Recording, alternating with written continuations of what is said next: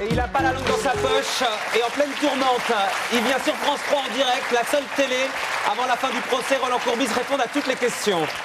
J'ai failli pas venir, hein, parce que le nombre de personnes qui m'ont dit il ne va pas dans ce traquenard. Ah ouais, mais moi on m'a dit aussi, moi on m'a dit fais gaffe à Roland Courbis parce qu'il va t'en mettre une. C'est vraiment un roublard de première. C'est vrai qu'en ce qui concerne la réputation, si on me dit ça, c'est parce que vous avez une mauvaise réputation. Et il paraît que vous avez la même, Roland Courbis. Ce soir même, vous allez être complice. Moi, je n'ai pas pour l'instant de procès qui m'ont valu 2 ans de prison ferme, en tout cas dans le réquisitoire. Non, mais vous, oui, en revanche. Par contre, non, mais par contre, non. On ne sait pas qui est. Si déjà ça démarre comme ça, que vous expliquez pas aux gens ce que sont des réquisitions, on va penser que je me suis évadé pour venir à votre émission. Les gens ne sont pas imbéciles, Roland Courbis, savent que c'est de la réquisition. Vous n'avez pas été condamné les réquisitions, si vous permettez. Dites-moi. Malheureusement, avec tous les problèmes que j'ai eus, et notamment les avocats que j'ai rencontrés, j'ai été obligé de faire des progrès. Donc les réquisitions, ce sont des propositions que fait le ministère public. Et Dieu sait que le ministère public de Marseille, je peux vous dire qu'il ne fait pas de cadeaux. Hein, notamment un dénommé Maxime Monti.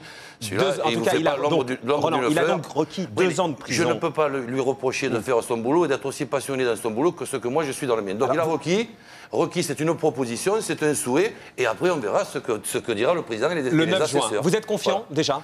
Mais c'est pas que je suis confiant, c'est que j'ai bon espoir, parce que je pense qu'on a eu 15 jours qui ont été pénibles, mais qui ont permis aussi à tout le monde de voir beaucoup de choses. Et quand je dis beaucoup de choses sympathiques.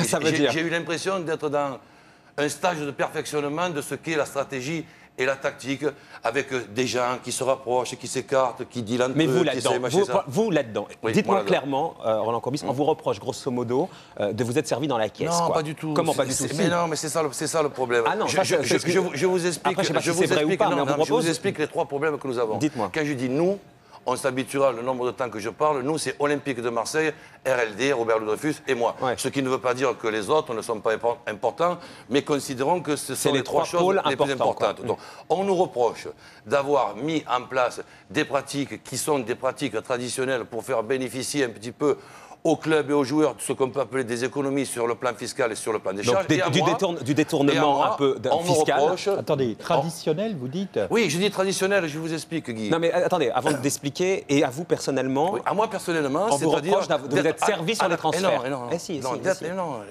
Mais venez au procès. J'ai lu beaucoup. Des gens, si en plus je viens à votre émission pour vous rencontrer l'ombre d'un mensonge, je préfère rester chez moi. Donc je vous dis...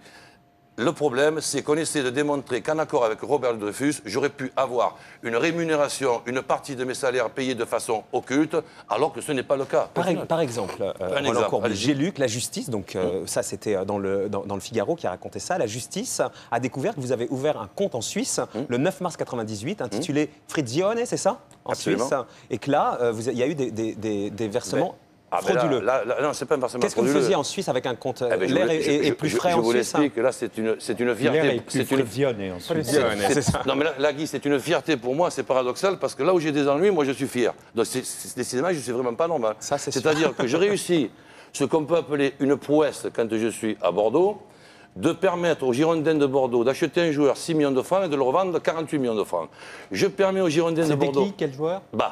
Je permets aux Girondins de Bordeaux de rencontrer le président de Milan AC, que j'ai la chance de bien connaître, et qui achète donc BAP. Quel rapport avec le compte en Suisse, Roland Courbis? Justement, parce qu'en ce qui concerne la rémunération de base, c'est-à-dire les honoraires d'un agent, où là, à cette intersaison, on peut dire que j'ai aidé un agent et un président à faire une affaire. Et le club de Bordeaux étant bien content. Donc c'est votre rémunération. C'est vrai que j'ai eu une rémunération. Qui était trop haute. Et pourquoi en Suisse? Parce que j'avais décidé de faire une petite cagnotte pour m'amuser à jouer en bourse. Mais c'est ça, il est génial. Moi j'adore ce mec. Non mais attendez. Et pourquoi la cagnotte, vous ne l'avez pas faite en France, Roland? Parce que comme je suis payé par l'Italie, je pensais bêtement qu'en étant payé à l'Italie, on pouvait être payé en Suisse. Est-ce que si je devais payer le fisc, je devais payer le fisc italien? Oh là, vous voyez, c'est pas super crédible votre truc. J'ai rien compris, mais on vous donnerait le bon Dieu presque sans confession. Parce qu'il est trop fort, il est génial. J'adore ça. Je vais moi vous poser une question. Oui. Si vous faites une affaire qui est une affaire sur le plan commercial qui permet de faire un bénéfice et que tout le monde est content, et que vous êtes payé par des Italiens ou des Espagnols, est-ce que ça ne peut pas vous venir l'idée de faire cette cagnotte en Suisse? Moi, je sais pas, je vis en France, je paye mes impôts en France, j'ai un compte en France, j'ai pas de compte en Suisse. Vous travaillez C'est la différence qu'il y a entre vous et moi. Et voilà. Pour que les téléspectateurs qui ne connaissent pas le football comprennent bien. Il est plus fort que Richard Koch. Il est super fort. Libération raconte exactement ce qui s'est passé au procès pour que tout le monde comprenne. Attendez, je vous coupe encore une fois. Je ne vais pas être impoli. Non. Si vous rappelez tout ce qui a pu être dit depuis 5 ans sur cette affaire-là, je vous dis, soyez prudents, parce que imaginons que cette affaire-là, après le délibéré, le 9 juin, soit une affaire où nous aurons expliqué tout, y compris le compte en Suisse que vous me signalez. Je reviendrai à votre émission. Le à 11, ce moment-là, peut-être c'est moi qui poserai plus de questions. Vous viendrez le 11 alors? Ah ben peut-être. Bon, mais très bien. Libération, tout est en dictaté, rien n'est régulier, les contrats sont des chiffons de papier, les commissions d'agents sans mandat sont réparties dans une nébuleuse, il y a des factures bidons, puis de l'argent viré en Suisse, chez vous, part dans la nature. Ouais, mais là, le vice-procureur de la République dit qu'il y avait un système de fraude institutionnalisé et il critiquait votre rôle moteur dans la négociation des transferts. Oui, mais c'est sûr que dans la présentation des choses, présenter comme ça, c'est évidemment totalement différent de ce que c'est en vérité. Ah bon? C'est-à-dire, ce que c'est en vérité, c'est que nous avons, je dis nous, Olympique de Marseille, non pas mis en place un système frauduleux, nous avons tout simplement des astuces qui permettent de ne pas payer l'URSSAF, de défiscaliser. Non, mais Roland Courbis, vous considérez que cette astuce-là était courante dans tout le football français? Guy, je vais vous donner un exemple. Puisque vous rigolez, vous allez me dire si cet exemple vous fait rire. Vous avez une Europe qui est ouverte. Vous avez une Champions League avec des Espagnols qui rencontrent des Allemands, des Français, des Italiens. Et vous avez une fiscalité totalement différente. Vous n'avez aucune DSCG chez les autres. Et vous avez les Espagnols qui, le même joueur, le payent 3 fois moins cher que vous. Alors, il y a ça après. Donc il faut réformer le football français. Roland Courbis, il faut réformer le football français. Je ne vais pas avoir la prétention de dire ça. Mais c'est ce que vous dites. La différence qu'il y a entre une irrégularité et une astuce, je vais essayer en peu de temps de vous donner un exemple bien précis, puisque vous avez parlé de Laurent Blanc. Laurent Blanc, il est acheté 2 millions de dollars à Barcelone.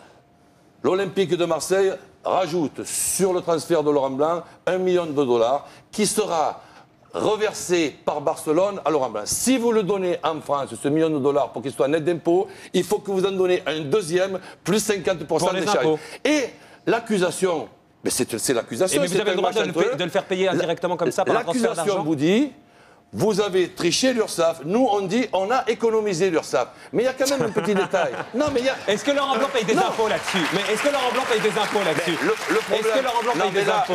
C'est ça qu'on a envie de savoir. Là, vous touchez une lacune de ce dossier, c'est qu'il faut poser la question à Laurent Blanc. Parce que il n'est pas là, donc c'est ce que vous plantez. Pour terminer, s'il vous plaît, Roland Courbis, pour terminer, j'ai lu un truc parce que ça résume un peu l'ensemble de ce que vous êtes en train de me raconter et qui vous résume bien. J'ai lu par exemple que vous vous êtes inventé un grand-père grec pour obtenir un confortable contrat à l'Olympiakos, c'est ça? Dirigé par un homme d'affaires, un milliardaire, vous empochez 800 000 francs déposés ensuite à l'époque. Il y a une erreur là. Ah, pardon. On va mettre des tabourets ici. C'est un arrière-grand-père. Ah, c'est un arrière-grand-père. Vous êtes capable d'inventer ça? Non. C'est qu'à partir du moment où je me suis retrouvé à l'âge de 18 ans dans l'obligation de trouver une descendance grecque et que je l'ai sans l'approuver, c'est vrai que les dirigeants d'Olympiakos ont fait un papier comme quoi j'avais un arrière-grand-père grec dans la province de Salonique. Voilà, et puis c'est tout. Hein. Bon, tout va bien pour vous le 9 juin, ça ira, à votre avis, pour terminer le 9 juin. Bien. Je voudrais quand même terminer avec, dans votre présentation, vous avez parlé un petit peu de récidivistes. Il faudrait quand même que vous sachiez, que vous plongiez une chose, et là je vous donne un conseil, dites-moi, si vous permettez. Ah ben, moi j'accepte tous les conseils de Roland Courbis. Si vous permettez. Vous êtes le plus fort. Non, pas du tout. Si. Il y a une personne que j'ai revue pendant ces 15 jours, qui est un vieux souvenir pour moi, qui s'appelle l'inspecteur Godino. L'inspecteur Godino, dans les années 90, c'est-à-dire les années de mes problèmes à Toulon, faisait partie d'une brigade qui s'appelait la brigade financière, et il a écrit un livre qui s'appelait L'enquête impossible. Et donc, en 90, effectivement, à Toulon, nous avons commis des irrégularités dont j'en ai pris l'entière responsabilité parce que nous avons fait, là aussi, 3 francs avec 1 franc. Et les personnes qui sont venues mettre de l'ordre dans le football à Toulon, ce sont, je ne regarde pas les personnes de droite, de gauche, de monde politique, je les mets, disons, tous ensemble. Et alors? Ils étaient eux-mêmes élus avec les mêmes pratiques qu'il y avait dans la comptabilité. Il va balancer sur les autres maintenant. Je ne vais pas balancer sur les autres. Je ne vais pas balancer. Ce que je peux vous dire, c'est que j'aimerais qu'un procureur me donne des leçons, comme c'est le cas, ok. Qu'un président, ok. J'ai bien compris, Roland Courbis. Qui est élu avec les mêmes pratiques qu'il y avait dans la comptabilité, qui ferme sa gueule, qui sont venus pour nous donner des leçons, ça permettez-moi. Vous peut-être, vous pouvez me donner des leçons. Mais pas, je me permettrai pas, Roland Courbis. Pour terminer, vraiment, on est en retard. J'ai bien compris. Éventuelle irrégularité. J'ai bien compris. Pour terminer, vous regardez la caméra là. Si vous avez bien compris, c'est que j'arrive à me faire comprendre. C'est très bien. Vous êtes super clair. Vous regardez la caméra là, vous levez la main droite et vous dites « Je n'ai rien à me reprocher dans les comptes de l'OM ». Ah ben attendez. Là, la caméra, pas moi. Et ça me dérange absolument pas. Ça, c'est pas le jeu. C'est Paris en Cancun. Ça, c'est Paris en Cancun. Non, levez. Vous voulez les deux? Les deux, là. La caméra de Dominique Colonna. Même si j'étais un poulpe, je les mettrais toutes.